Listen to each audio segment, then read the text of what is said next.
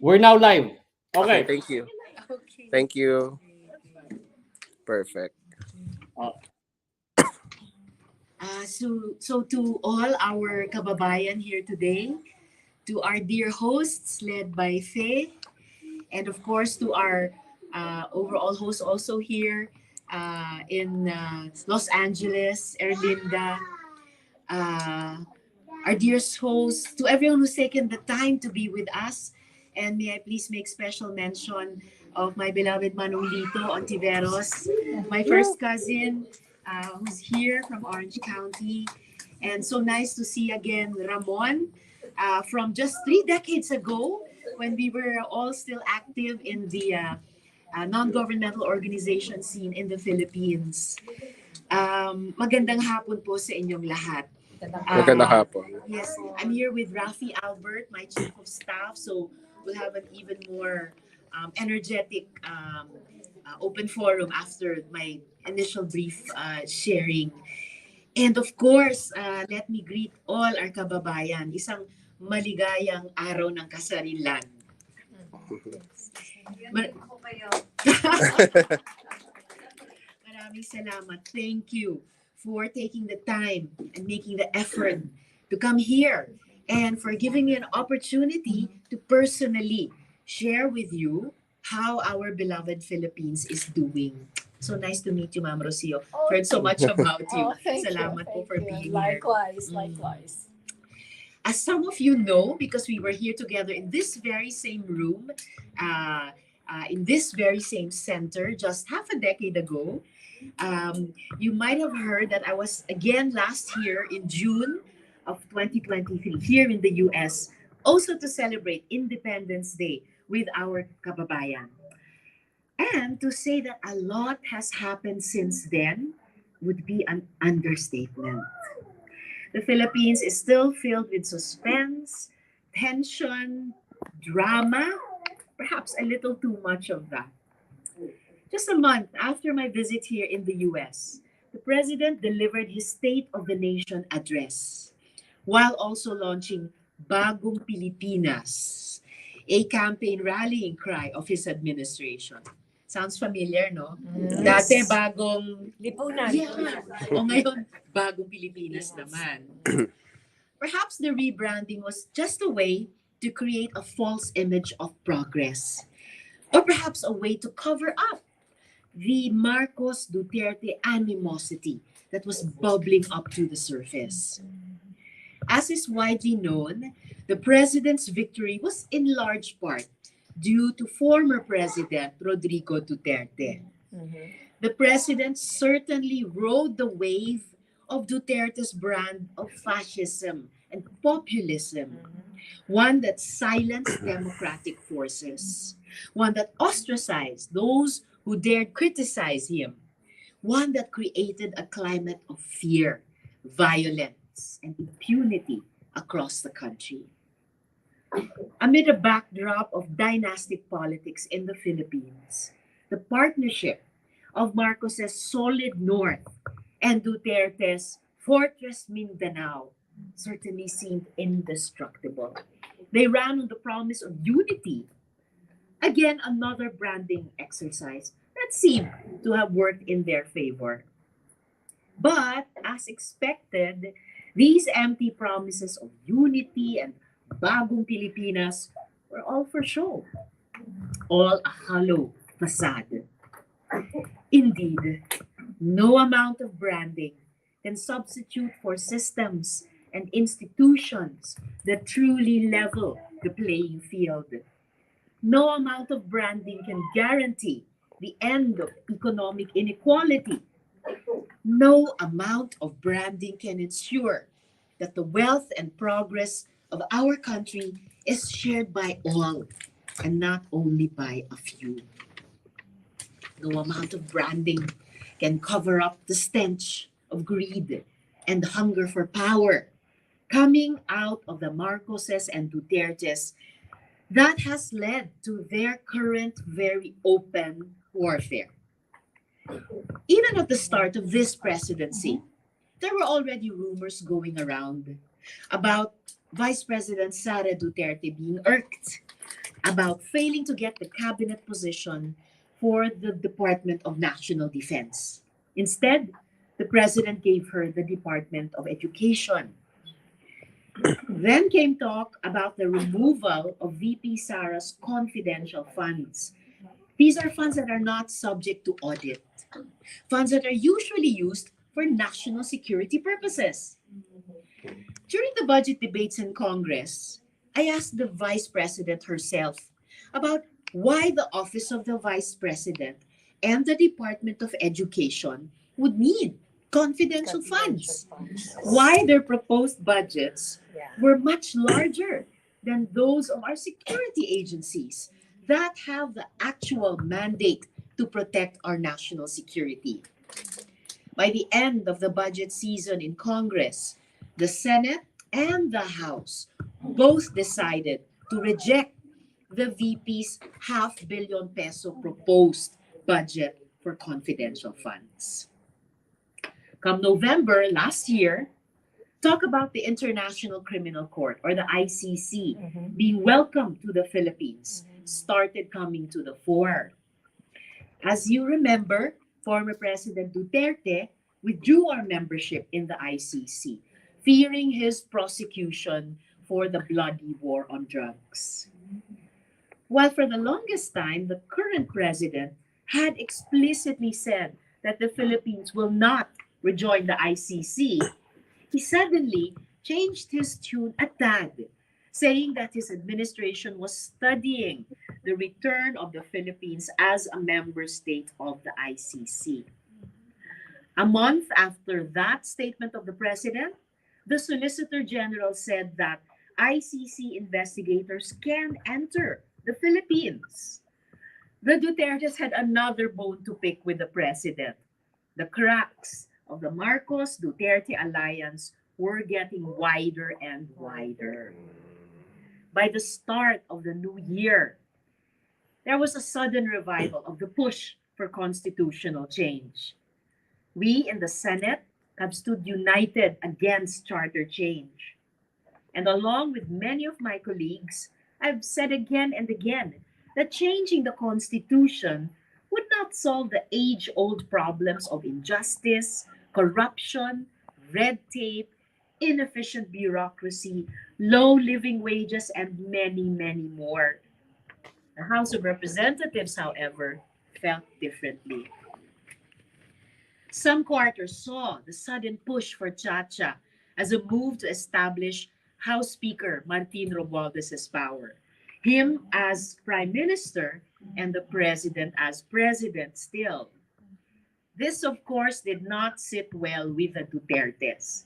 For them, it meant that there were machinations trying to keep VP Sara away from the presidency. This open warfare was apparent during the last week of January, when the administration held a whole of government rally entitled Bagong Pilipinas right in Manila, a rally that required the attendance of all national government agencies and local government units. It was an attempt to show that his government was solid, that there were no cracks, as some rightly suspected, that everything was well in the world. That very same day, all the way in Davao, the Dutertes also hosted a prayer rally, an event that demonstrated their clear opposition to the current administration. Since then, there have been silly exchanges between the warring families, a continued back and forth tug of war for power. But amid this Marcos Duterte fight, the Filipino people remain hungry and jobless. Yes. The Philippines continues to be threatened by China in the West Philippine Sea. Women and girls continue to seek justice for abuses committed by fugitive Pastor Apollo Quiboloy. Human trafficking victims increased by the thousands due to POGOS and scam hubs, and the list of problems goes on and on. As a member of the opposition, witnessing this feud unravel before our very eyes, only makes me even more motivated for us to take action, to take this time to reinvigorate our base, to broaden our alliances, and show the Filipino people that we, the opposition, can offer a much, much better alternative, that we can provide good governance, that we can lead, that we can win. Friends, mga minamahal kong kababayan, our country needs all the help she can get. I ask that you stay involved in our lifelong project of nation building. I have no doubt that as long as we keep at it, as long as we do not let go of our fight for a better country, for a more just and dignified life for our fellow Pinoys, we will finally bring to life the Philippines we have long dreamt of from wherever we are in the world. Again, salamat po for your participation today at mabuhay si Inang Bayan. Buhay.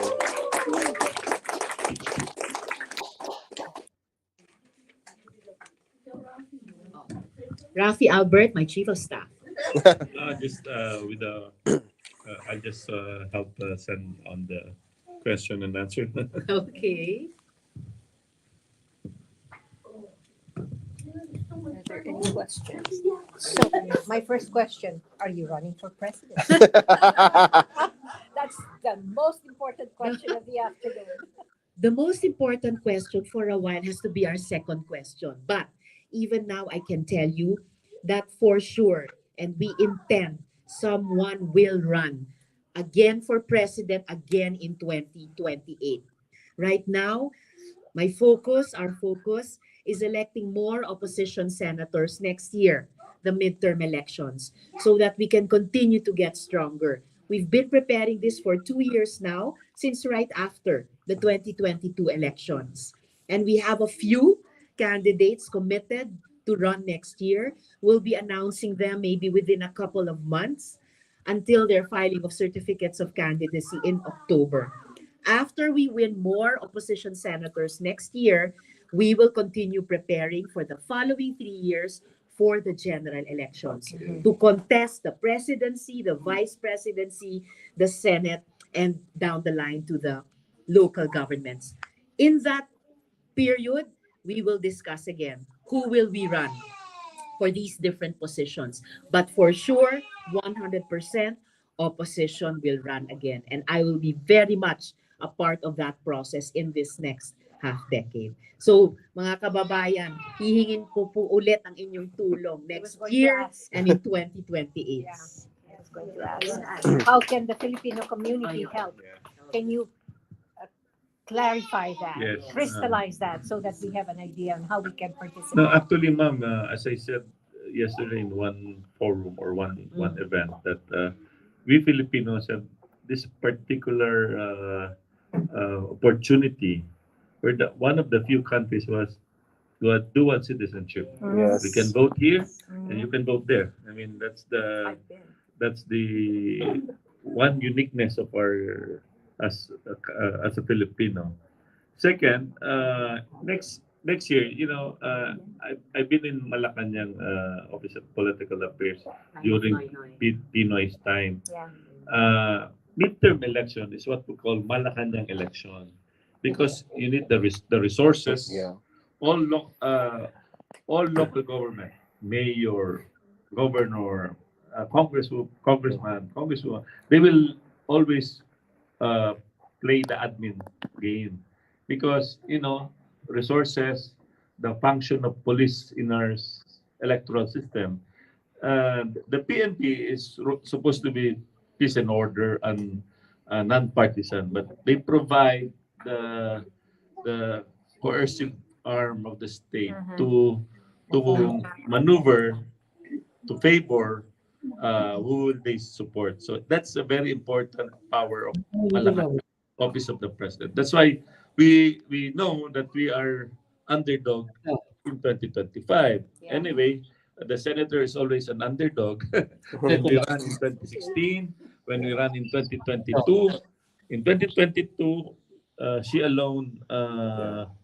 won in the senatorial election. Everybody is administration or independent. Independence. That's why even though we have our chances are limited next round, but our ground forces, I mean, we will form not only in the Philippines but globally, because I think the the pendulum will swing in the next 4.5 years. The wind of no, if in Europe it's turning right, maybe in Asia or in the Philippines it will turn progressive. So that's the scenario. What we're looking at, that kind of scenario. In every scenario, we always prepare, especially elections, no? And just confident that we can master enough. Even though we are limited in terms of resources. As I said, Malacanang, all the resources are with them. When they give resources to the mayors, that's why all parties aligned already with Marcos. Partido Federal, Lakas, I'm sure Nationalist People's Coalition is also part of them. The Nationalista Party of um, Villar, and then NUP of Ricky Razon. In the Philippines, as you know, our political parties Yeah. are like people change parties like underwear, no? They change every every time there's election, they change parties, no? So that's how parties are not important because the parties always are whose dynasty they belong to, and what we call business oligarchs. I mean, if you look at NUP, it's the party of Ricky Raton. If you look at NPC, it's the party of San Miguel. So these are, if you look at Nacionalista, it's a billiard group of companies. So that's that's the political party equation in the Philippines. I recently chaired a fundraiser for Angat Buhay last month. Okay. And the turnout was very successful and impressive. As a matter of fact, it paved the way for the groundbreaking, which happened yesterday, for Nagat Buhay's um, project. Yes. Is that something that can be done? Can fundraiser be done for to support in support of the opposition? Is that something that can be done? It can certainly be done, and it's one of at least three important areas of preparation we see that we will continue in the Philippines, and that you, Phil-Americans, and Filipinos in other countries can do. We can do it parallel. Aside from organizing for political and electoral action on the ground, aside from strengthening our communications game in traditional media and also very important in social media, mobilizing resources. So development work like through Angat Buhay is very important, has to be sustained, and it can be done during and in between elections. But for our electoral battles next year and in 2028, we will also need to continue mobilizing resources for those particular exercises. And in the Philippines, we need to follow whatever is the Omnibus Election Code. You have your own laws here as well in the United States. But I think it's important to explore that avenue of Yes. dual citizenship and overseas absentee voting because as dual citizens, as Filipino citizens also still, you may have a little more elbow room in terms of mobilizing resources, even for electoral exercises back home.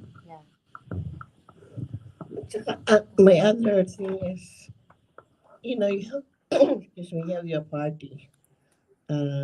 What is that yung Akbayan. Akbayan, America. So can you explain to us like how we can join, and I know that they're very active up north and also in LA, but some of them, out here, we help us how we can join the party, and then explain what is a party list, because some of us should know what it is, because you represent the, Akbayan.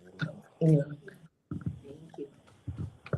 So the party list law was the first important electoral reform law that we passed way back in 1997 when we were still organizing Akbayan. Following the passage of that law, the party first registered with the Commission on Elections and participated in the first party list election. That election fills up 20% of the House of Representatives. 80% is still for the district representatives per legislative district in the Philippines, and they are voted by their constituents in each district. But the party list is voted at large nationally by all Filipino voters who want to vote for a particular party on the basis of a philosophy or a sectoral affiliation or a regional affiliation. And Akbayan is one of the national parties that first participated in the party list system. I also served as a representative of Akbayan. And the party continues now also, as you mentioned, organizing, for example, Akbayan North America, very active on the East Coast. So just have to maintain and revive the coordination with kasamas like Edwin Batong Bakal, Rene Siria Cruz, Jeline Avila, Celine Domingo, sorry? Jaime Diaz. Yes, of course, and Jaime Giaga. We were so it's all it takes is just you colleagues to sustain and to energize that effort to invite and recruit and mobilize, especially including for the elections next year and in 2028. There's also an international committee of Akbayan, which used to be headed by Amy Santos Leon, but she's moved back here again to the yes. But she's also a good contact person to revive communications with the party in the Philippines. And, and you know, Akbayan doesn't, it also gets involved in issues here, like especially human trafficking. Yes. Like in Seattle, Cindy Domingo is very active also.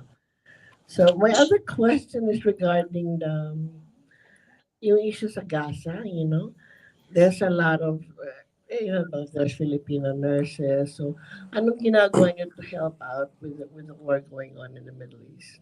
With the org.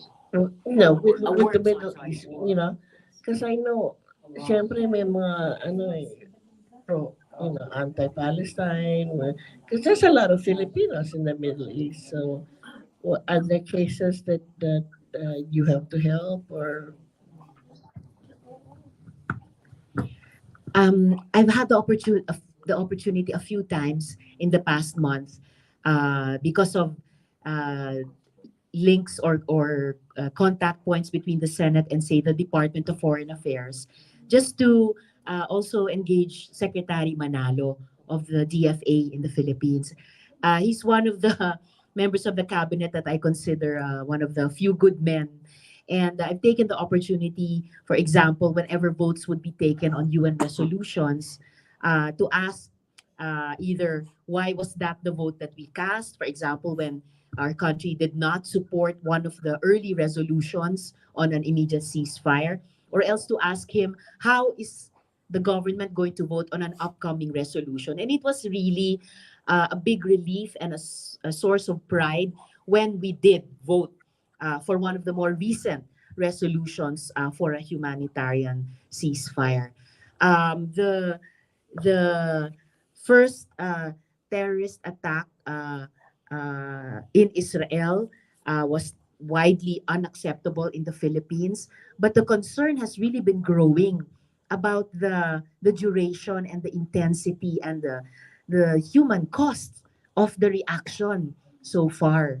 So there's also very strong sentiments against what is being done to the Palestinian people in Gaza and elsewhere. And yes, there are a lot of our kababayan, overseas Filipino workers, who have again been caught in that conflict. So since the Senate is the treaty-making body of the Philippines, you will pick up a lot of strong signals there, not from the whole of the Senate yet, but really concerned about what is happening there and the recognition of that part, again, historic part of the Middle East that seems to be a flashpoint in the world now, where we're more and more worried about conflicts breaking out into hot conflicts, even closer to home, from the Middle East to Taiwan to parts of the West Philippine Sea and other maritime zones of the Philippines where we are dealing with the aggression of China. Yeah. So my name is Christian again.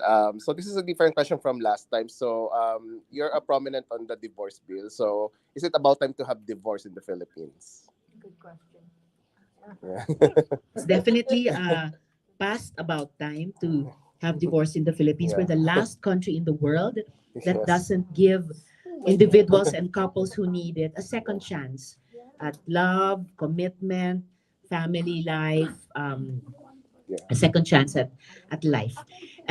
So the Senate Committee on Women, which I chair, we finished our hearings on the 6 or 7 bills in the Senate about divorce or dissolution of marriage, and I got a majority of the number of the members of my committee to sign the committee report. It's been delayed in being allowed to be sponsored on the floor so that I can take interpellation and consider amendments. But after this change in the leadership of the Senate, I'm now more able to follow up the new majority leader to just give a fighting chance to long-standing bills like this one on divorce and an even more long-standing bill on the SOGIESC equality bill, which has been locked up in the Committee on Rules since December of 2022. When I talked to the new majority leader about that bill, he said, "Oh, ang tagal na pala. Sige, hahanapin ko." So at least 2 important bills that should have been allowed to be sponsored in plenary that I'll be following up the majority leader about. Okay. Thanks you.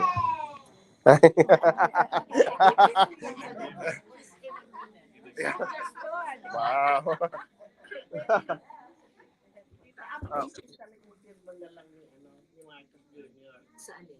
Divorce.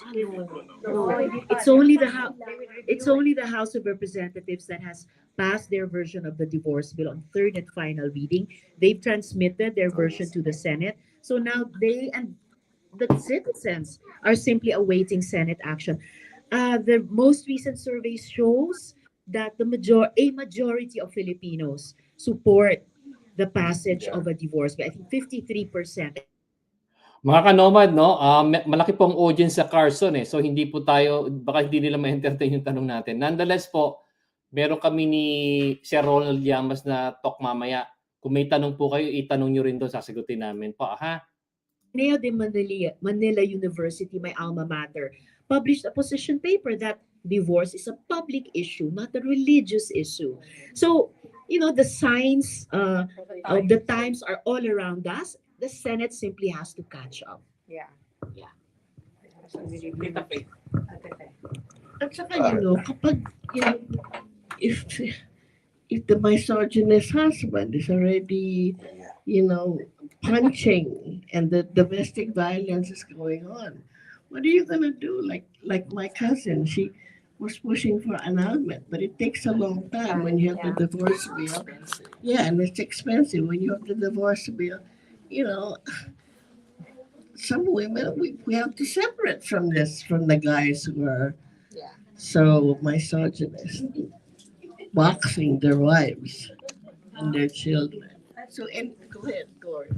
It's okay. I have a loud voice. Okay. So, I'm just asking about the agencies in the Philippines, like the trafficking, because we are from PWC, we have our organization is youths, and we are dealing a lot of trafficking. And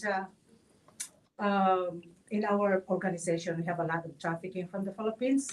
So how you guys, the agencies, the Philippines stop it? Because it's so human trafficking. It's really, it's rampant here. Especially in our organization, we're dealing a lot. Can you give an example, Gloria?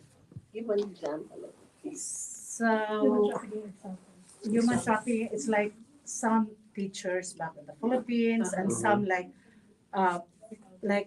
Domestic workers? domestic workers. Like their employers live here.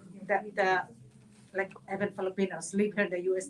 They have money, so they're hiring some Filipinos back in the Philippines, and they're coming up here. They abuse them. They don't give them proper.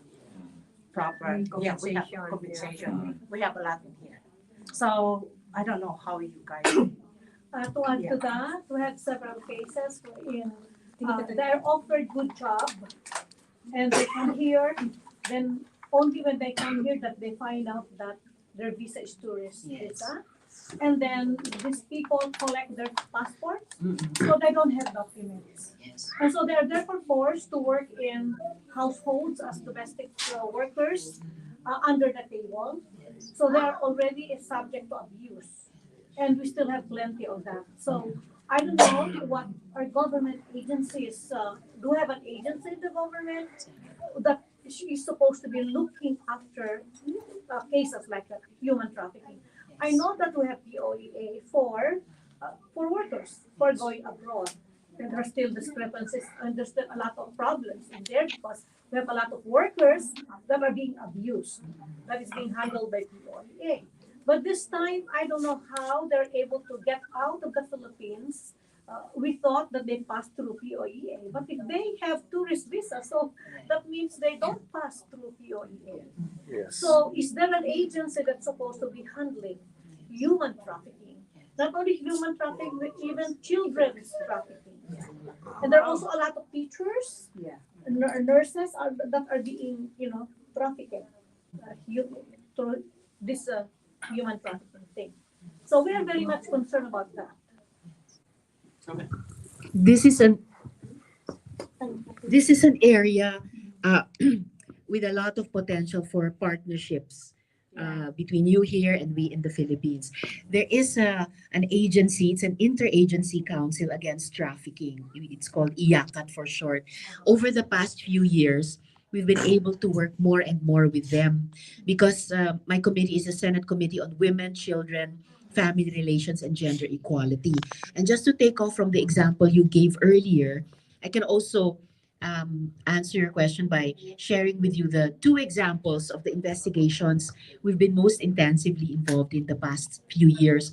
One is the investigation on Apollo Kiboloy, yes, Yes. who is being investigated by the committee for human trafficking and other serious offenses, and is also subject of cases here in the US, including 3 here in California, including human trafficking.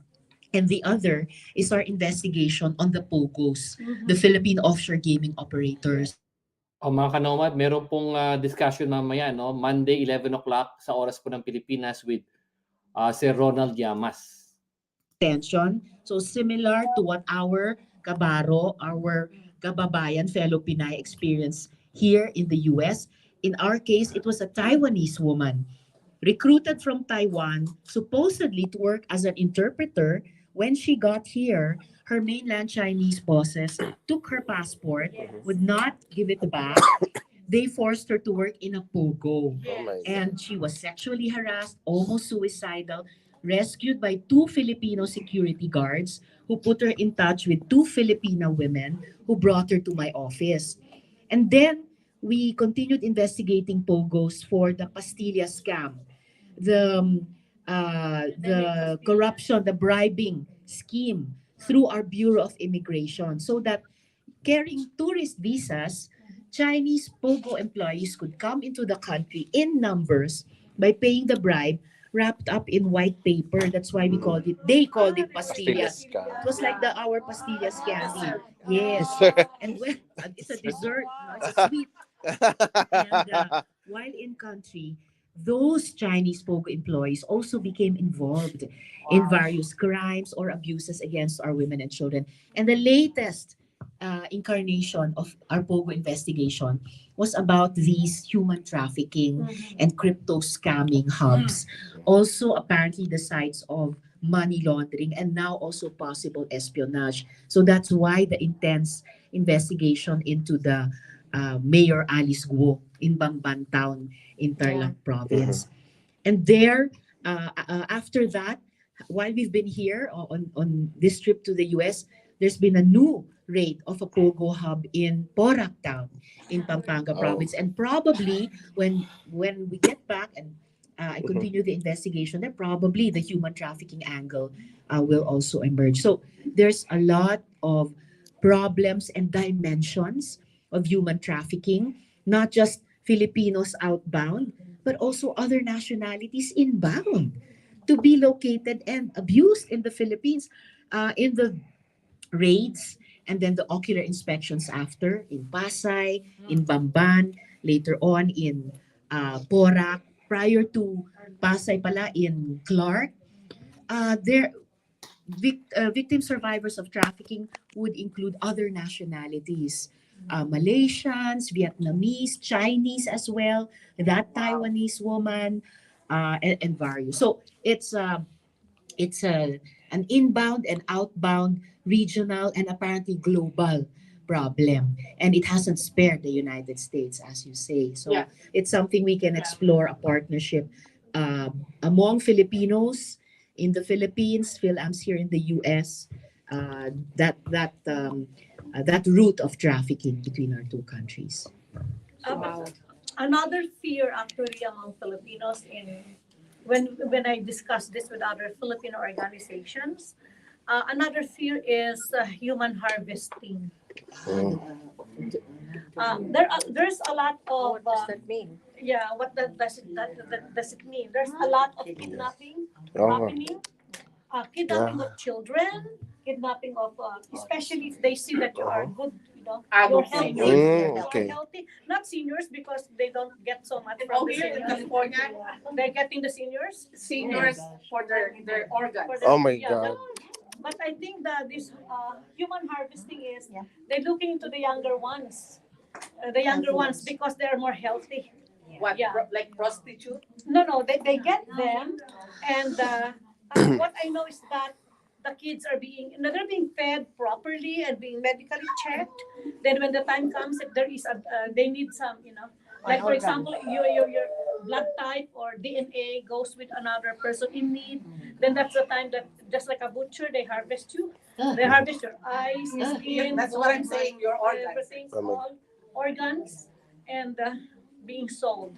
But they have reserves, and these are live people, human harvesting. That's another fear because kidnapping is rampant now, and we don't know who's kidnapping, and there's no ransom because they don't need ransom. That's why for this. we have a lot of Is it pictures like kidnapping here? missing in the US? persons. Even in the US, there's kidnapping. Yeah, There's missing a lot of- persons. Missing is persons posted a lot. everywhere. But in under third world countries like the Philippines, we have a lot of people there that we don't know are being kidnapped. This human trafficking. I hope we have some investigation on that in the Philippines too, because a lot of children and youngsters, teenagers, are being kidnapped right now for human harvesting. Meron We po, can study dalawa. that po in my legislative Yes, unit. Salamat po. Cases in Palawan. Palawan already. Yeah. Pahingi po ng documentation if you have any. If you have any, it's okay. We'll study it. If you're watching the news team in Batangas, Cavite, it's rampant. Yes. So we're just doing live stream. Yeah. And Christian said that there's some people Yeah. who wants to ask questions. Go ahead. Yeah. So for the live stream, as we go back to the elections again, and I remember that you're the lone opposition to win the Senate. So my first question is, what strategies did you do when you win the Senate? And then the second one, ito yung sa live stream, what steps would the opposition take to minimize cheating and vote buying in this upcoming midterm elections? I'll ask Rafi to take the first question. And maybe you might also want to also address the second. He was my campaign manager and he's now my chief of staff. Okay. Last 2022, we prepare, no? Because I think I remember we did our first baseline survey Mhm. at the end of 2019. Mhm. We knew that after the midterm we check Yeah. our our trust rating. That's the Mhm. first line Okay. defense. Like checking So- your blood pressure. So we checked and it struck us that the trust rating of Senator Risa is at 12%. Oh, So it's very low because trust rating is close to, as politicians know, it's close to affinity. I mean, Mhm. I know you, I like you, I will vote for you. So Oh, she has a problem with I like you. So because of the trolls Yes. The, Yeah, I remember we neglect social media for 3 years, and we Yeah. didn't realize that the fake news, the Yeah. Good. will affect us, and it really did, because a 12% trust rating is so low, because you need at least 40 to 50% to get half of the population trust you. Mhm. So what we did was really reorganize, restructure our office into a more communication centered office, meaning we cannot do with we have a Waterloo on communications. That's a failure to communicate. We had a failure of communication because she's passed so many bills in those Okay. 3 years. Maternity Maternity leave leave. increased from 60 to 105. 105. Safe Space Act, Safe Space Law, anti-hospital deposit law. We, so about a dozen law that, Wow. some are minors, but about seven are major laws that we passed. Wow. Yet we are being killed in the social media sphere. Oh. No, they have only three branding attack against her. She's red, she's yellow, and pill health. Yeah. The pill health corruption, which pill health corruption, where did they get that? So Yeah. they Yeah. invent, manufacture lies, lies after lies, and it Mhm. got us to 12%. So what we did was, in the 2019, we battled the lies with our counter social media operation, where we get our we call them nano influencers. Small, our organizers become social media, not really savvy, but at least competent to engage on the ground level on the social media sphere. So we Mhm. took 3 years, and then during the pandemic, we use it also as an opportunity. Wow. We do ground operations where every other Senate office is afraid during COVID. We provide health services during Yeah. the COVID period. I think we develop our trust and affinity through that process, and we just stay on with the mobile clinic and nationwide, because we will attempt to serve health programs during COVID. The senator did, our office Yeah. did, and I think that increased our trust and affinity, and we rose that trust, and eventually we won in the 2022 election. We just prepare. We prepare our message, our communication program. We prepare our ground. We prepare our capacities to to battle the lies Yeah. that it took us, because top three most si Sen, Mhm. number one po si Laila Dahil really hindi took mo. the hit. 5 years in jail, almost 6 years in jail. 6 years. Um, then the vice president Yeah. was hit on the first 2 weeks. No, when Duterte, hit her. Oh, he had She has nice a legs. boyfriend. Yes, he has a That's boyfriend. crazy. All those misogynistic attacks. Mhm. But the senator, because she's in the incumbent, they find it. They just follow one story, the PhilHealth scandal, which is the senator only spent PhilHealth as a board of director for 10 months, no, Yeah. 11 months. So Yeah. even at that time, there was no scandal. There was a scandal during the Duterte's time, no? Yeah. But not hers. That PhilHealth, So we're able to combat that lies, and that's why we survive. No, The. hopefully, in the next 4.5 years, we keep improving our communications program. And as you know, as a fearless senator, that's one of her trait. We highlight that, and you see the recent POGO hearings, Alice Mhm. Go and the Kibuloy. No one in the Senate will attempt to do that, especially like Kibuloy. Everybody is afraid of Kibuloy. They thought he has 1 million votes, 2 million votes. No, we don't care about we didn't care during the 2022 election, and after that now is Kibuloy is this morning, some people said that in one forum this morning said that uh, in the Philippines, all this investigation goes nothing. They don't resolve anything. But Kibuloy is now being hunted. Is now is not the son of God anymore. Apparently. Yeah. So this kind of hearings result into something. People are some people of Kibuloy are not now afraid. Some of them are here in the states. As you know, California is one of the base of operation of Kibuloy. I mean, Oh my God. I realized the arms, the Yeah. papalimos, Yeah. I've seen. nangaharana, na gano'n. Yeah.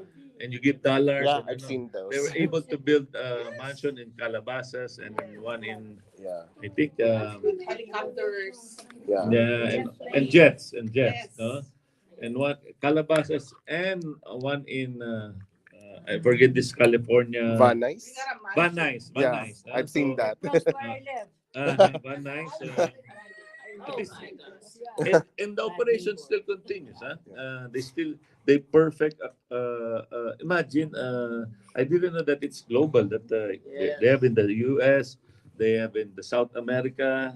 Wow. They even have that kind of operation. That's how huge that's a scam. Yeah. They get, and that's trafficking. I They think that's also publish a newspaper here. Yeah. They yes, used to be. very organized. No? So that kind of action help strengthen that an opposition or Senator Risa is will fight for the people's basic rights and will fiscalize corruption in the Philippines. Thank you. Okay. Thank you. And to your second question, Mhm. for example, Attorney Chel Jokno Yes. has already started reminding us we have to prepare for vote protection Yeah. next year and again in 2028. So we need to organize, train, and deploy poll watchers on election day who know what the proper electoral process is and who will call out any violations or even questionable actions that they see on that day.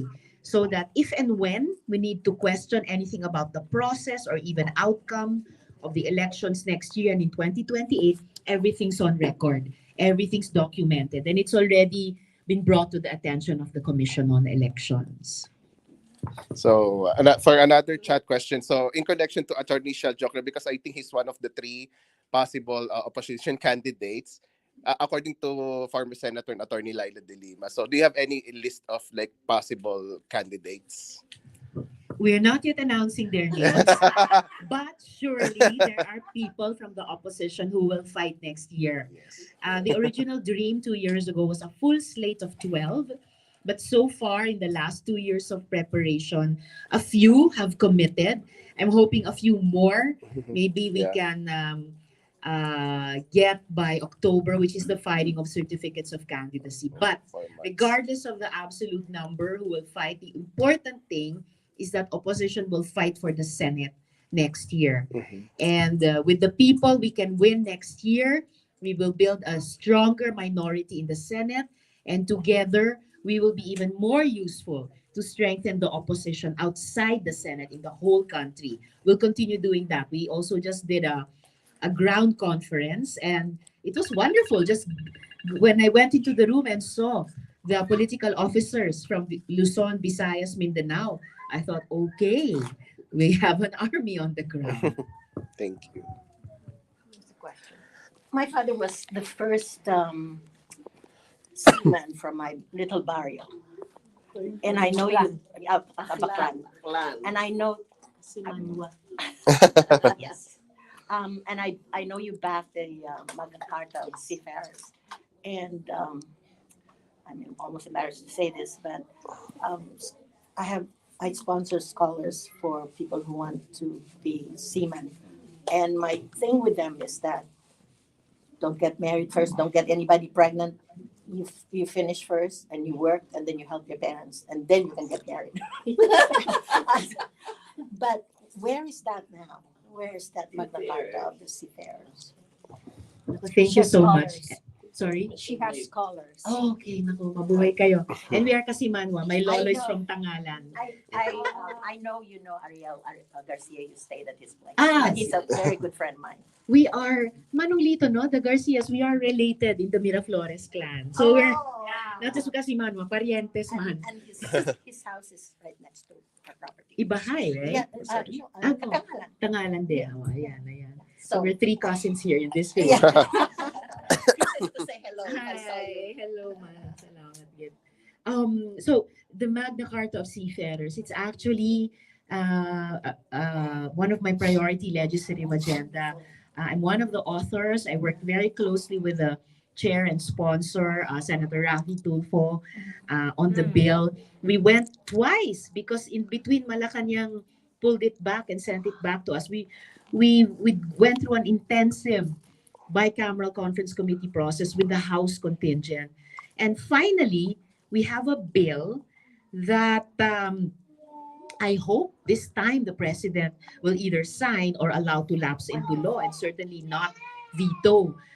It's truly a Magna Carta of seafarers. So it's not a Magna Carta of the whole shipping industry. So it doesn't reflect all the stakeholders, but it particularly lifts up the rights and welfare of the seafarers from the time they're studying up to the time they're deployed at sea, and then the welfare of their family. So it's just a matter of time. I hope that the president will sign it.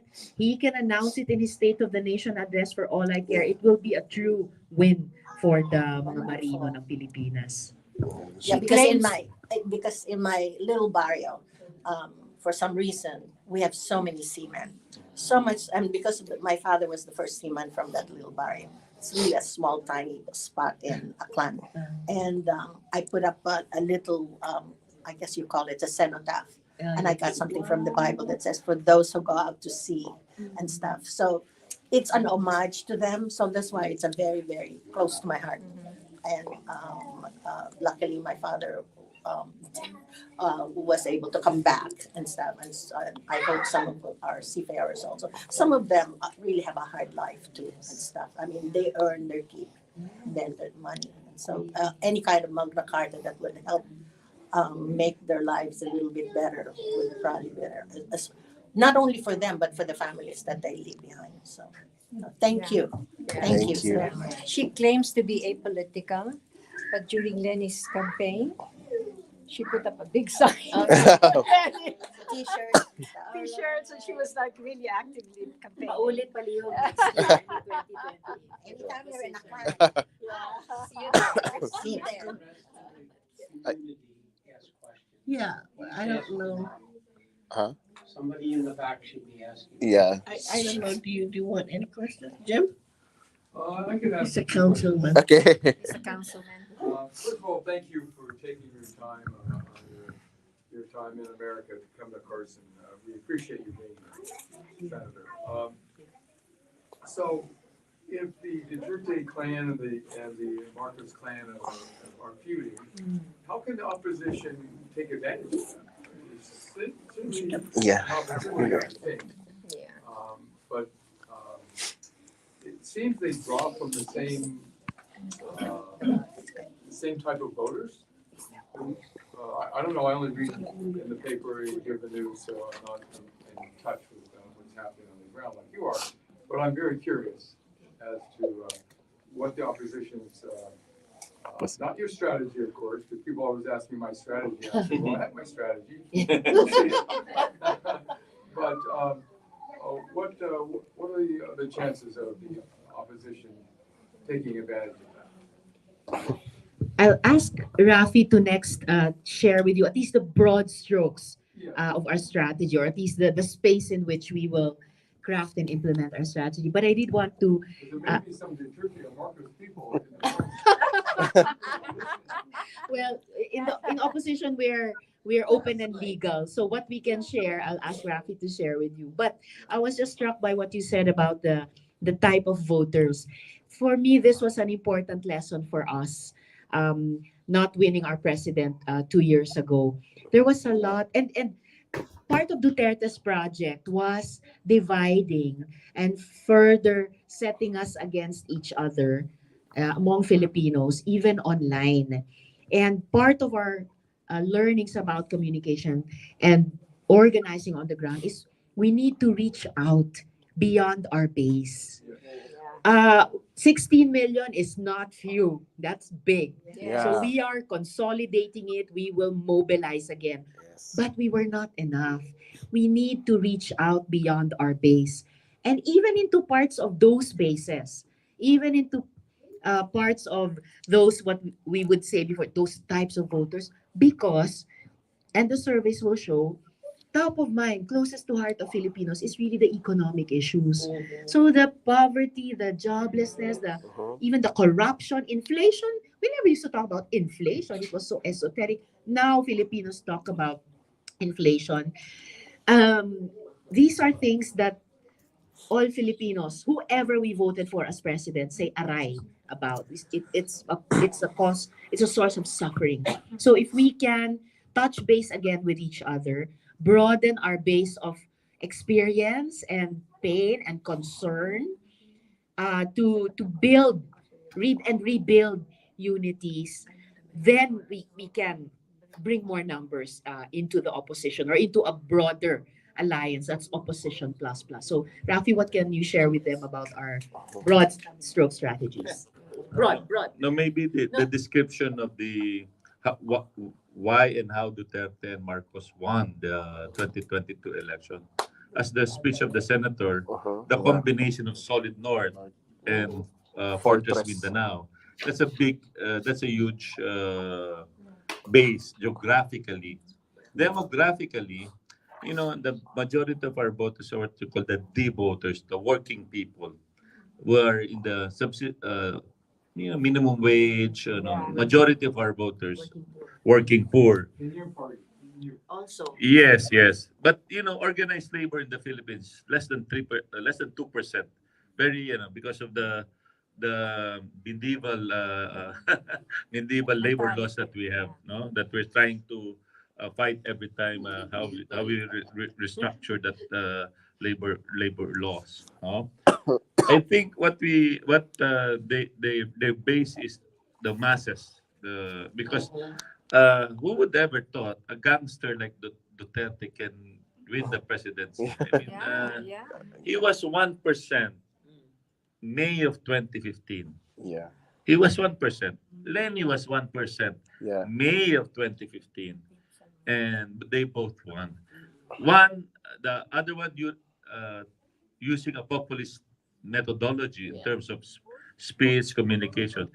They, before Trump used Cambridge Analytica, Philippines was the petri dish of that operation. They just use Facebook basically, and so that kind of strategy, changes the game, no? That the what you call tech driven election. Who knows that in the future AI will will Something about this. be negative against us. But one thing's for sure, we learn our lessons in 2022 about the role and function of social media and technology. Like in Indonesia, the butcher of Indonesia, Prabowo, became a president using TikTok. I mean, that Yeah. kind of tech-driven elections are very, very crucial, Yeah. and we must not Crazy, right? neglect it again. Yeah. So we will cover that space to fight for those demographics.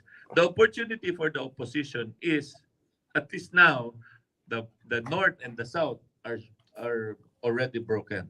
I mean, divided and broken, because I don't think Mindanao will be solidified, because Philippine midterm election, as I said, is Malacanang election. They will use everything to suppress the base, whatever that be, of the Dutertes, no? And for us, that's a good opportunity.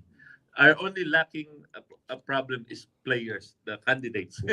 We need, More. in the Philippines, the surveys will dissuade you not to Yeah. run. But for us, surveys are just an indicator of a snapshot there, but At the moment. Yes. like a moment, and then I think we can still the most important we can still catch up. The most important is to galvanize the base, because the base was a bit, when we were in New Jersey, there's a lot of pink movement, the kakampigs. Yes. They're very emotional, and then in an election, you learn lessons, and we move the next time with the same intensity, and till we won. That's the election. You really like Obama. He lost a state senatorial election, but he still persists. Yeah. Obama. Obama. I mean, I'm just saying there's a lot of example in history that you lost, but you win the next cycle and the next round. If I could make a suggestion, Yes. Yeah. Of course. As a politician. one of my opponents in Wilmington wrote a wave of sentiment of people. Because I think, if you're in politics, you understand that politics has very little to do with the truth. And it has everything to do with perception.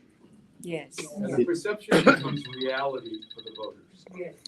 So I would suggest that you find some issues that are already of concern of the voters.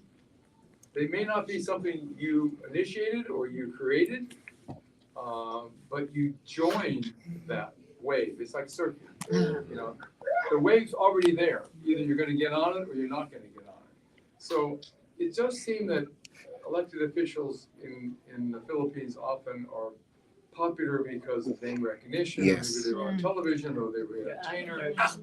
Yeah. Like Reagan. Yeah. That's a factor that come into play. So I would suggest that you find some issues, and I don't know what they are. I would just speculate, maybe China's aggression in the West Philippine Sea. You would think that would strike a chord with the average Filipino. Like, they don't like that. They don't want to be a colony of China.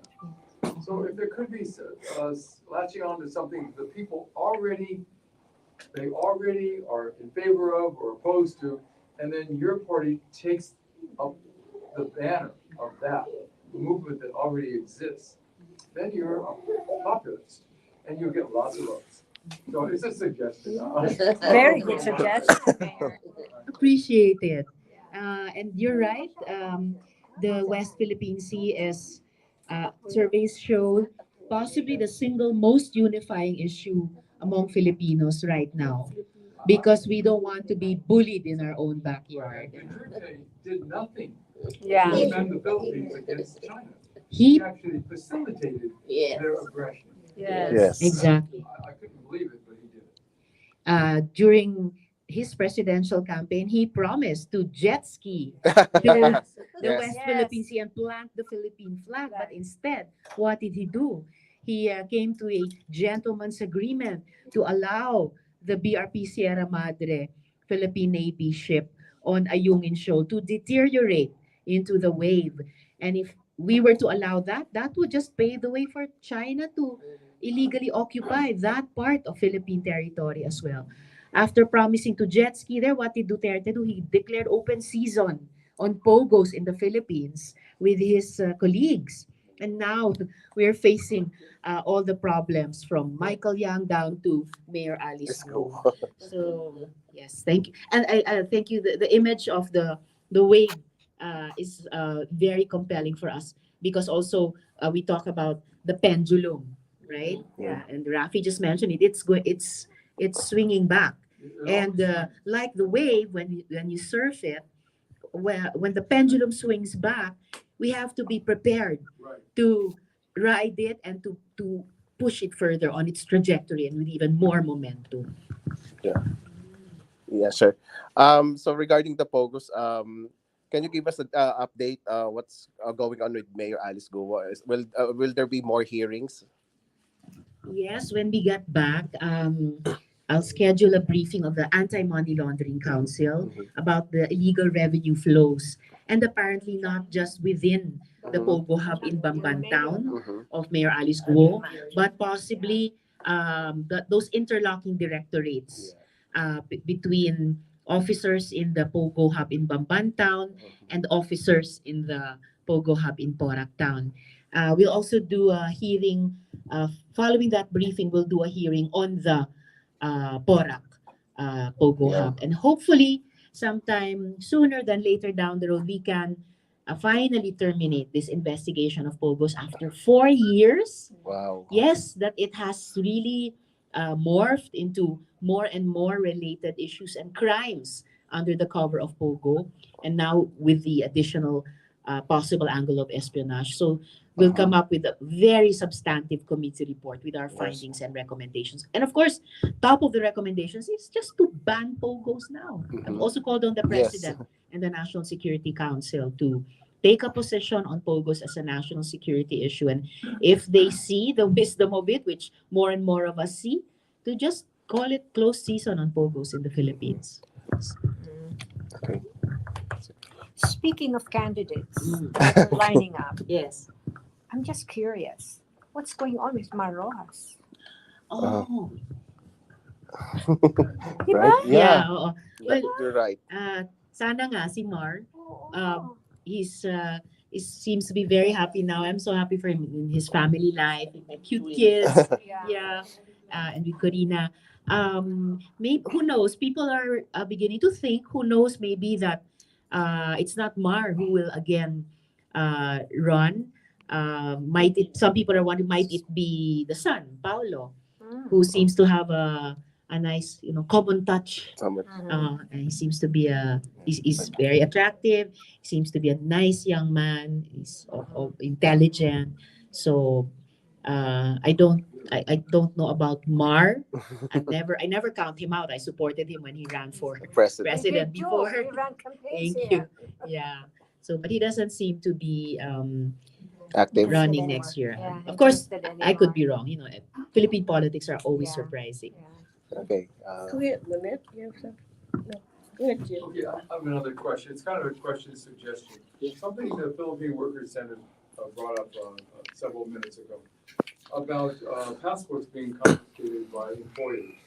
Now, in the United States, our passports don't belong to us, they belong to the State Department. So, I was just thinking as you're speaking, maybe it should be illegal for an employer to take the passport from a holder of a passport. Yeah. Maybe there could be a law that says it's actually illegal to do that.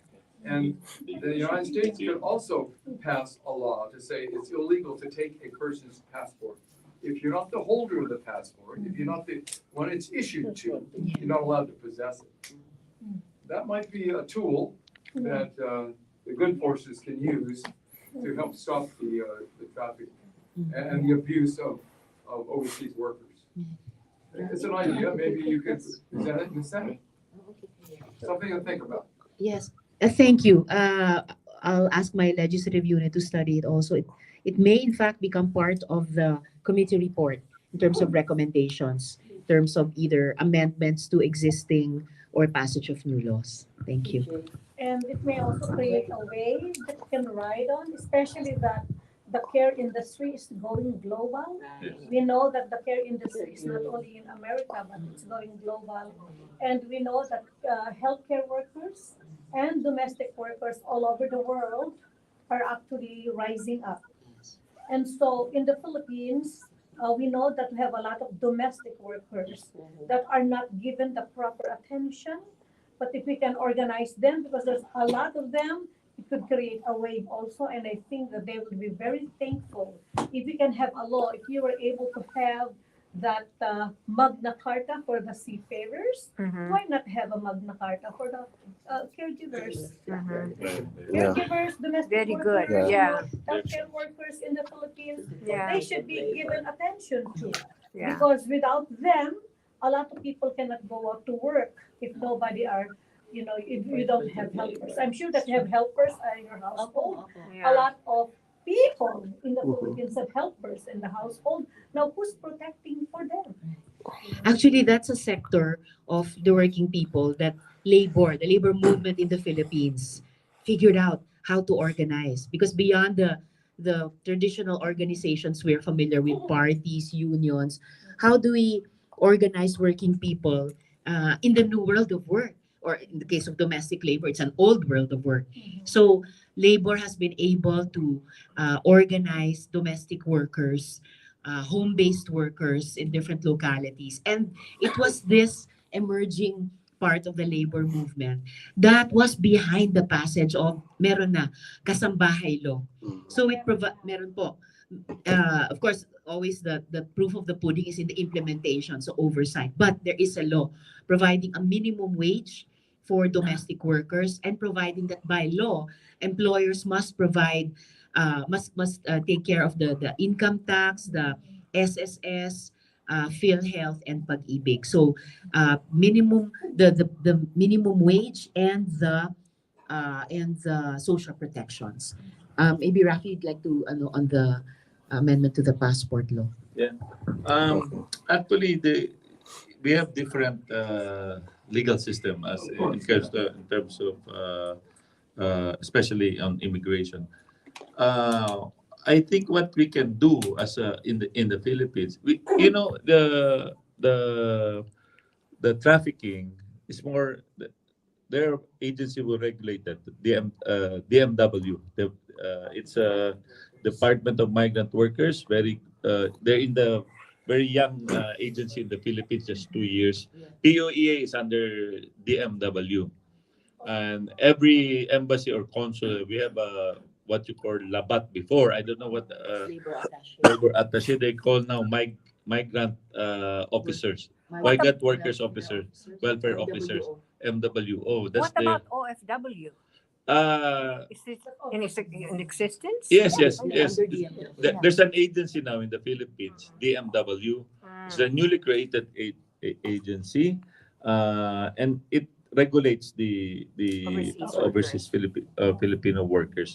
The one that the senator is pushing when we went to Taiwan, and we discovered that the middleman system.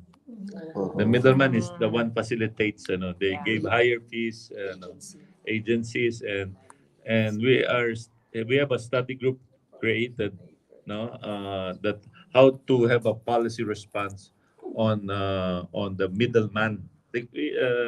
On the middleman there's what in Taiwan, in the Middle East. Shoutout ko lang po mga kaibigan, no? Felicitas Contillo, Art Garcia, Apaw Kabayashi, Lirio Ibanez, Simon Gran, Bob Andrade, Rodi Santos. Yung mga nagre-react po. Maraming salamat rin po, no? Maribel De Vera, Jasmine Celso, Arnel Alfaro. Balik po tayo, mga kaibigan. Middleman. We want direct G2G or government to government negotiation. Yes. So it's easier, because there's a lot of exploitation because the middleman is not highly regulated. It's really, the middleman in the manpower agency are regulated in Manila, but once they're in another country, like in Taiwan or here in the US, that's another regulatory mechanism. So that's the problem. We're trying to somehow, I think, if we solve the middleman, system, whether you're in Taiwan or in the Middle East or in the US, that might help. That's why I'm reading your brochure. This kind of organization is a good partner for that kind of legislative or executive alliance, we can call it, no, in terms of helping the workers, our fellow kababayans. Yeah, but one insight there is that they may not pass through this middleman thing because they do not have workers visa. Yeah. Their visa PNP. is tourist. So that means it's with the Department of Foreign Affairs. You know, Yeah. but the Department of Foreign Affairs has nothing to do with it because they just issue passports. Yes. That's it.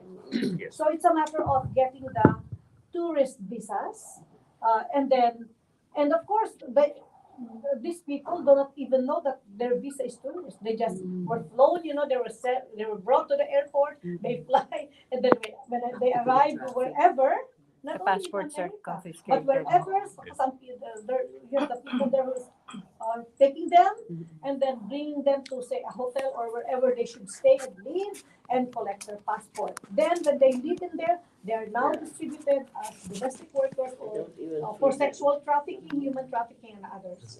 Yes. So, So ma'am, that's the modus operandi. yes. In the Philippines, we know that modus because pastillas Yeah. scheme is part of that. No. In fact, we the Senate in one of our investigation, we discovered that some Filipinos uh, will pose as a janitor, as a, we have a ID of ano, and then go straight to an ASEAN country which has no visa and create to go to other countries like they have stages. So we have to tighten our porous borders because it's really trafficking. I mean, that's why the Department of Immigration, the Bureau of Immigration, one of their favorite senators is Senator Risa. Because they always call them out, because really we imagine during the Duterte 27, 2018, inbound 1.6 million Chinese. Wow. Yeah. That's why during the they say it's for tourists, no? But most of them became workers in the POGO sites. Yes. That's why they're undocumented there. No? Outbound, we discovered in those one in Myanmar and other no trafficking. That's why we suggested to the immigration to tighten the like if you're single, first time to travel. Single woman traveling alone Oh. for the first time. Markers for trafficking. Yes, Wow. that's the we propose to tighten Like that with red immigration. flags. Yes, yes. But I guess And, sige po. not only in terms of that, but it's cracking the dynasty of this how do you call that? Syndicates. Itong mga ano na to yung Kayuri? yeah, it's a how do you call that?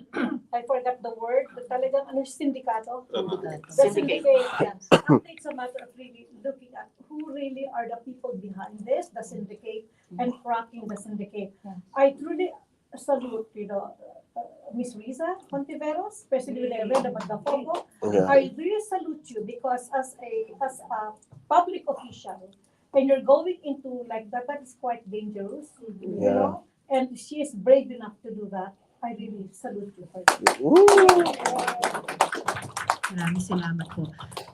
Earlier, we were also talking about the newly created Department of Migrant Workers. It has as its head, I think, arguably the best appointment of the president so far, Secretary Hans Kakdak. His career, he came from OWA, he came from POEA, he came earlier from alternative legal groups and the labor movement. And he's clean. That's his reputation, no corruption. So maybe you might want to also touch base with him, yung center ninyo at siya, for also possible partnerships working for the rights and welfare of migrant workers. Opo. Thank you very much. So my wife just got back from Manila and she said the air there is unbreathable. I'd like to know if you're going to be doing anything about pollution. Go to Aklan Go to Panay. or to Bicol I went right away to or to Bicol. Bicycles Oh, yeah. with a top speed of 28 miles per hour, Yes. which is relatively fast. Yes, yeah. Trikes, bicycles, they can be adapted to what you're using. Motorcycles, Electric, and they go 80 miles. Motorcycles are horrible. The distance is getting longer. There's a whole priority legislative agenda that's more ecologically oriented. And of course, it's also related to livable cities and active transport and all of these new, very exciting and really very concrete agenda or programs. Pollution should be, it's also an issue, and the responses to it are also tied up with a lot of other long-standing proposals, including on solid waste management, non-incineration, which therefore leads to how do we up the share of renewable energies in our energy mix, climate change, global warming. And what's also so exciting about this, bunch of work is that it's one of the cross-cutting issues, is almost too small a word for it, which is very attractive to young people. And it's a space where we can really get in touch with them, dialogue with them, do stuff together with them. I mentioned earlier that young people aren't as interested in parties and unions as we are, but we have to find not only the forms of organization that are interesting to them, but concerns. So this is one, the ecology, identity. Different ways of um, identifying concerns, building community, and acting together. Not necessarily in the old political ways that we cherish, but we have to find the new ways that young people are excited about. And it's really an existential question, because if we boil our planet past that 1.5 degrees above pre-industrial levels, we will prove Greta Thunberg right. And it's her generation. That's the generation of the young people. So we could actually talk about this the whole evening, bring up the beer and all. But it's really, because it's existential, it's so important, and really it's a rich field for political action, even if we don't call it that, especially with the young generation. So come up with a good policy. Yeah, we have a lot of pending bills. Alternative minerals management bill. And what's another one? Coastal Greenbelt bill to in all coastal areas of the Philippines, which is practically the whole archipelago, to have at least 100-meter thick buffer of mangroves, bakawan, to increase the fish stock, sustain a sustainable livelihood for our fisher folk, municipal fisher folk, be a barrier against storm surges, tsunamis, and whatnot. What else? Renewable energy bills. So there's a whole plethora of environmental laws that we're just raring to pass. Go for it. Yeah. Yeah. So, last two questions. And that's okay. Go ahead. I'm sorry to say that I'm a victim of for peace program of the Philippines. For about 70 years, my family had a business. We were the number one supplier of hula skirts to Hawaii, and that's a long, long time. And when my parents passed, I took over it, and I was in the Philippines. I was in on the trenches with it, and all that. And I don't know if you know, anything you see in Hawaii, I was the one who fought for it to be flame proof. Also, that it should say made in the Philippines, not made in Hawaii. However, one of the things that killed it was because the buri palm was slowly dying.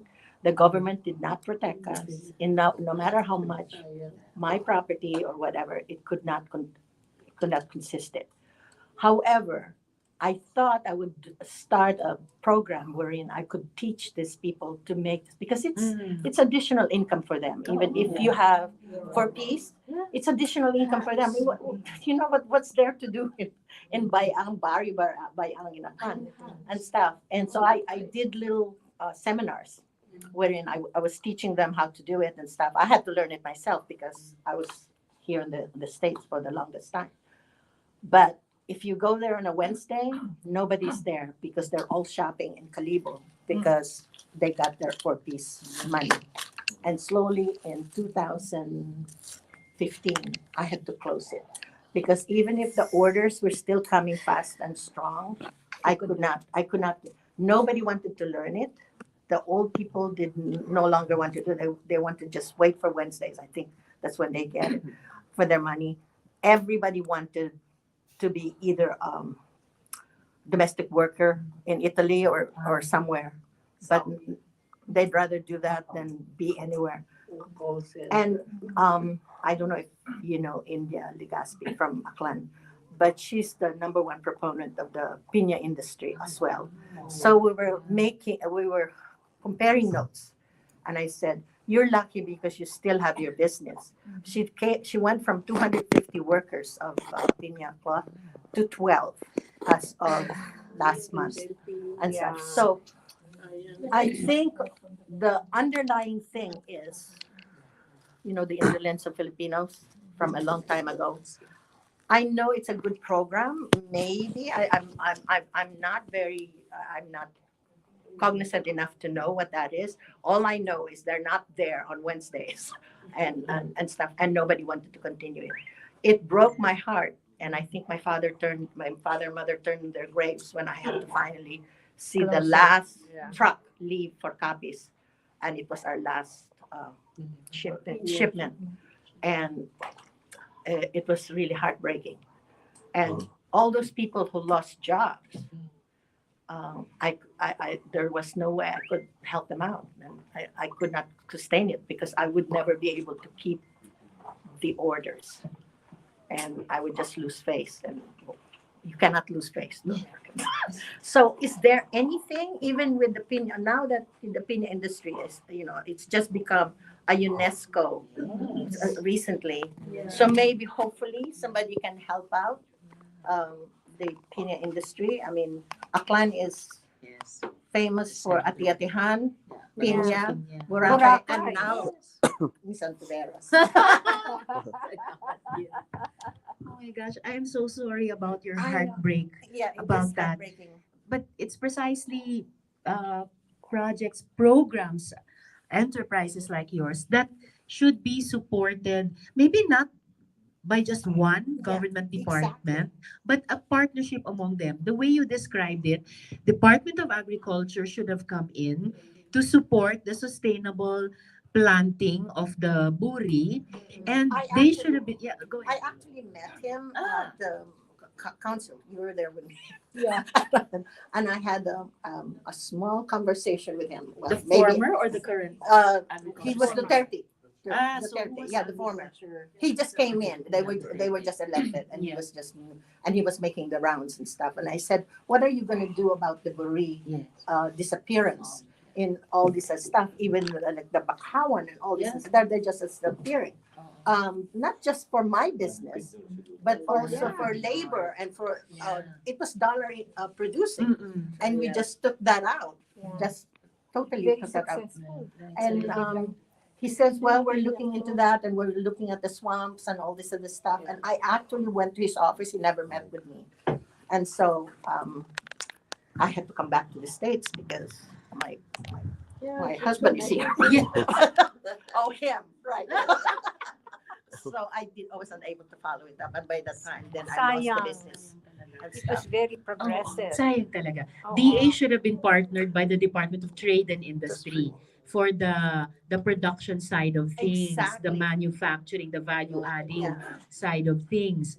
The various departments have each their own livelihood program, but they should come together in a more Yes. cohesive fashion for particular enterprises and in particular And it was a cry for localities. help, and I said it was not just for me. But now, since I lost that, I was hoping that the pinya industry would not suffer the same fate as mine did. We can look into that also. I'm taking notes for my legislative unit back home. And actually in the Senate, anything Aklan or Capiz or my mother's home provinces, I want to be a co-author and work on that too. So very well noted. And I'm also sorry that the four-piece program was a bad experience for you. It was. I can't say anything about about it in particular in your experience because that's a community organizing I know. question, as you and the PWC colleagues here know. But overall, I do have to say that yes, there are. It seems a minority number of cases of the misuse Yes. of the four-piece There are programs abuses. by the beneficiaries or parent leaders themselves. But so far, the documentation of the Department of Social Welfare and Development is still that, as in India, as in Brazil, the conditional cash transfer programs That's what work more than they don't. And the documentation of the four-piece in the Philippines is largely that the families comply with the conditions to have prenatal checkups when they're pregnant and enroll their kids in preschool. And we have and so these families batches of them have been graduating from poverty. That's why other families can be enrolled. And perhaps most heartwarmingly, a growing number of four-piece kids graduate from their high schools as valedictorians and salutatorians, and they're now scholars in state colleges and universities. So if we can take note of the bad examples and understand where the problem lies and address it nationwide, then we can up the good outcomes from that program. And yes, let's look very closely at how uh, livelihood programs like that can be sustained and not driven into the ground. So Christian, your last question. Yeah, sure. My last question is one of the people. So right now we have more than 70 people watching a live stream. So you're very prominent with the human trafficking cases in the with the likes of Pogos and Apollo Sikibuloy. So can you give us updates about the Socorro Bayanihan services? Okay, thank you. That's it. Thank you. So the earlier investigation before Apollo Kibuloy was the Socorro Bayanihan Services in the Kapihan under the leadership of that Senor Aguila, who claimed to be the reincarnation of the Santo Niño, but was abusing, Yeah. abusing his followers also, Yeah. who had That's put their crazy. faith literally in him and his religious organization. So after our investigation and the different government departments moved in to re-enroll the kids who had been prevented from going to school in school, to do counseling with the children and their parents, or with the families, to rehabilitate them back into a more normal life. The Department of the Environment and Natural Resources looked into the status of the protected area that they were living in. They had actually gotten an award for it, but years ago. And when they became this, abusive community, they continued to use that protected area. And there was other, of course, the Department of Health, because the health services there Yeah. were really shut. Now, the local government unit, because it was the mayor who brought the problems to our attention, they are now in the process of reintegrating those who had gone up into the mountains, into the life of their community. And various civil society organizations, I heard recently, Gawad Kalinga and many others have been also forging partnerships with the LGU and the people there to facilitate this rehabilitation. Thank you. Jail now. He's in jail, Yes. together with his core group of cohorts.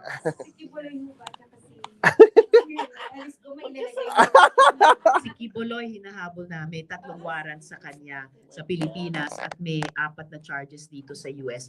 At kung magkaroon ng extradition request ng US government, so may isa pang possible course of action ng Yes. gobyerno natin sa Pilipinas. Mayor Alice Go is facing more and more cases. Grabe. Oh, so let's give her a big hand. Yes. And we would also like to give her a plaque. The engineer will read what. Thank you, Tita Pei. Unfortunately, we have to conclude this wonderful meeting.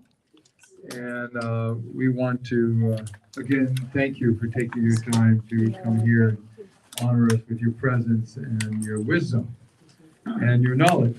To bring your chief of staff was a good idea. Can you compress? So, yes, we have a plaque for you, and I'm asked to present this. And I'm gonna, before I present this, those of you who might not know, I recently got married. And I'm lucky because I married a Filipina. Wise man. Very wise. Very wise. And I married a particular Filipina, Onek Gabino. Yeah. So this is a plaque. It says Special Recognition Award honoring Philippine National Senator Risa Hontiveros for community service to women and children. Presented by the Filipino American Human Rights Alliance, Carson, California, dated today, June 16th, 2024. We'd like to give this to you for your wonderful participation in our meeting today. Okay, picture. Picture, hold it up. Jim, present it again. Where are the pictures? I'll present it again, okay. Repeat. I'm not gonna repeat what my. Closer, Okay. closer. Excuse me. Yeah, thank you. Okay, here. Look in here. 1, 2, 3. Got it. Salamat.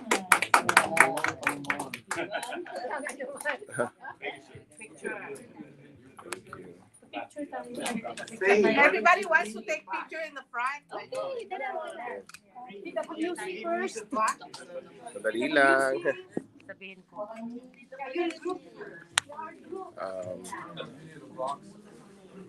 Can I speak now? Can I speak now or? According to age, I'm 45.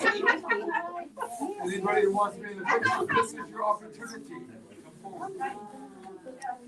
Okay na ako. Yeah. Kuya, it's done na. Okay, Dana, sabi ko ni Christian. Okay, mga kaibigan, maraming salamat po sa pagdalo, ano? Marami po tayong natutunan kay Senadora Risa Hontiveros. Talagang very presidentiable po at talagang magre-represent sa tulad mga Pilipino. So, samahan niyo po kami mga kaibigan sa isa na naman talakayan kasama si Sec Ronald Llamas at 8 o'clock po ng US time, 11 o'clock po sa Pilipinas. Mabuhay po kayo, ka-nomad, at hanggang sa susunod po, which means 8 o'clock po sa oras ng US at 11 o'clock po ng umaga, Monday sa Pilipinas. Mabuhay po kayo at salamat sa patuloy na pagsubaybay at pagtungkilik. Okay. Salamat Christian Esteban.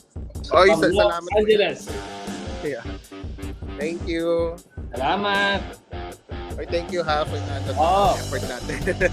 Okay, salamat. Yan ko na ha. Sige.